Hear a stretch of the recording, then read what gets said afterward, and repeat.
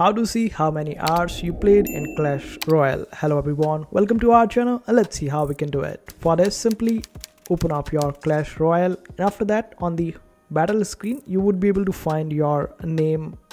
Just click on it and this is where you will see your profile and the profile tag. Simply click on tag and copy the tag.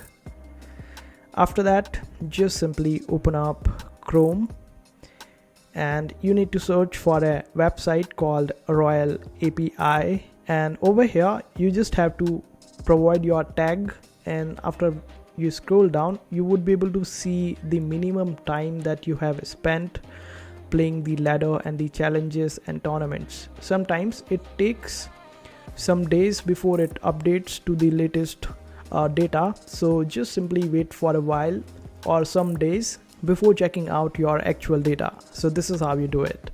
I hope this video was helpful. Make sure to hit that like button and also subscribe to our channel for more helpful videos.